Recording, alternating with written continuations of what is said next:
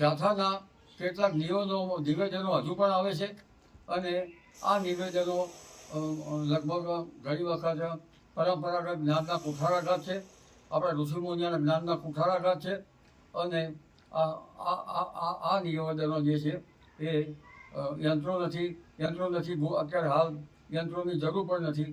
આમ છતાં આ આગાહી અમે લોકકલ્યાણ અર્થે આપતા હતા અને હવે અમારી ઉંમર થઈ, આવા વિવાદમાં અમે પડવા માગતા નથી.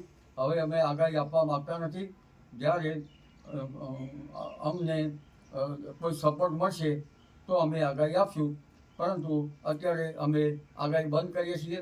એટલે જે અત્યારે મીડિયા ભાઈઓએ મારી પાસે આગાહી લેવા આવવું નહીં. જી.